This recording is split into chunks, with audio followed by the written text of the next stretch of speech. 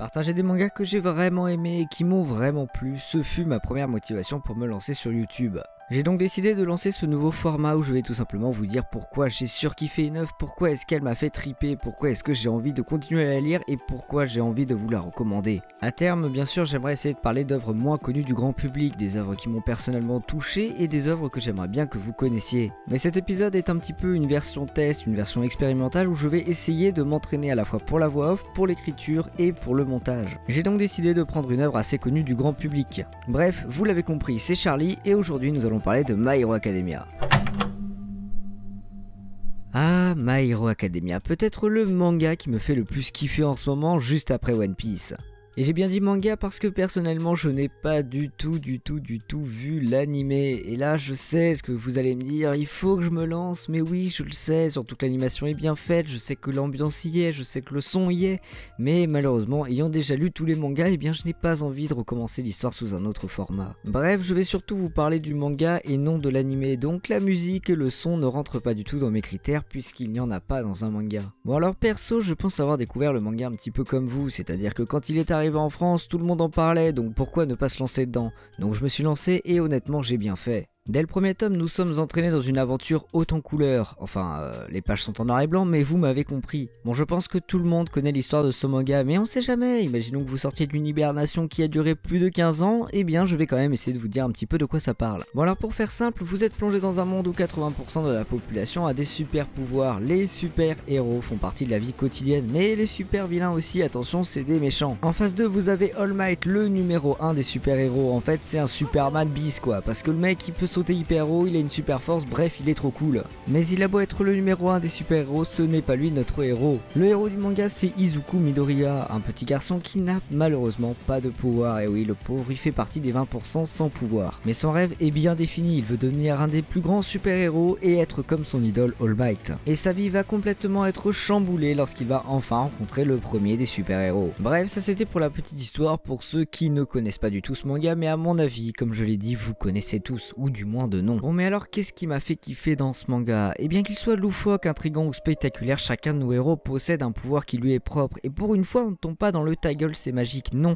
ces pouvoirs ne sont pas là par hasard, c'est même une science presque exacte puisqu'il s'agit de mutation d'ADN. Et même si le mangaka s'inspire d'archétypes bien connus dans les neketsu, tels que le fonce dans le tas, l'intello, le premier de la classe beau gosse mais sans expression faciale, le mec blasé ou la fille qui tombe amoureuse du héros après le premier regard, ceci n'est en aucun cas une mauvaise chose car le mangaka a su rendre ses personnages attachants en leur donnant une histoire et des convictions bien fondées. Et c'est ce que j'aime dans les personnages de My Hero Academia, ce sont des personnages bien écrits qui ont tous une histoire et qui ont tous quelque chose à apporter au récit. Même la putain de grenouille, elle a des trucs à nous dire, elle a une histoire et elle a des choses à apporter au récit. Le mangaka a su jouer avec les codes déjà préexistants du neketsu et c'est pour ça que nous ne sommes pas perdus, les personnages on les connaît un petit peu mais en même temps on ne les connaît pas du tout. Franchement il n'y a pas un seul personnage de My Hero Academia que je déteste, ils ont tous une petite particularité, un truc à nous apporter. Et c'est grâce aux nombreux caractères de ces personnages que le mangaka donne à son récit différentes ambiances. Parce que oui, quand on y pense et quand on fait un petit peu attention, les ambiances sont multiples dans ce manga, elles peuvent changer du tout au tout et ce en 2-3 pages. Nous pouvons y retrouver des scènes amusantes, des scènes tristes ou des scènes très sérieuses pouvant remettre en question la société dans laquelle nos apprentis héros grandissent.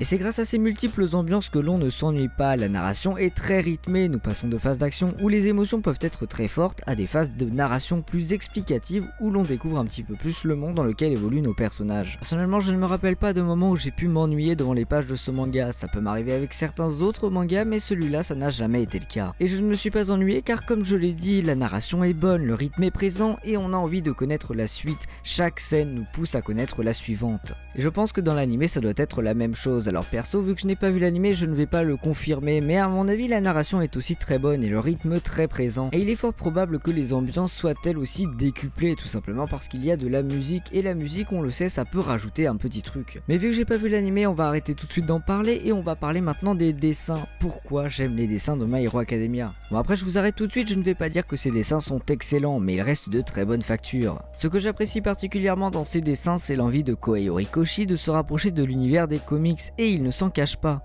Pour lui, les comics américains misent beaucoup sur la mise en avant de l'illustration, contrairement au manga où la mise en mouvement prime sur le reste. Et perso, je trouve ça super intéressant de voir qu'un auteur s'inspire d'un style graphique complètement différent de l'univers des mangas. Certaines postures de All Might ont d'ailleurs été directement tirées de comics américains. Mais au-delà de l'œuvre en elle-même, de son histoire et de ses dessins, il y a bien un auteur. Kohei Horikoshi est un mangaka qui n'a pas eu un parcours facile et c'est sans réelle prétention qu'il commença à écrire My Hero Academia. Ce manga reste avant tout un concentré de tout ce qu'aime l'auteur et c'est pour ça que ça marche. Le mangaka n'a pas cherché à faire le buzz ni à écrire la plus grosse série de tous les temps, il a juste dessiné ce qu'il aimait et écrit ce qu'il aimait. Et c'est aussi pour ça que j'aime ce manga, ce n'est pas un simple manga, c'est carrément un récit autobiographique où l'auteur va nous montrer tout ce qu'il aime. C'est un manga dans lequel l'auteur se donne corps et âme pour son écriture et pour son dessin. Bref, je ne sais pas quoi dire d'autre mis à part que vous devez absolument vous lancer dans ce manga si ce n'est déjà fait. En tout cas pour moi ce fut une énorme claque, c'est un manga qui va mélanger deux univers, à la fois l'univers des mangas japonais et à la fois l'univers des comics américains. Ah oui, pour la petite anecdote, un peu osef, je vous l'accorde, le héros préféré de notre mangaka c'est Spider-Man. Alors j'espère pour lui qu'il a pu jouer au tout nouveau jeu sur PS4 parce qu'honnêtement il déchire. Bref, ce manga il est cool, allez-y, c'était Charlie et sur ce moi je vous dis à la prochaine. Tchuss.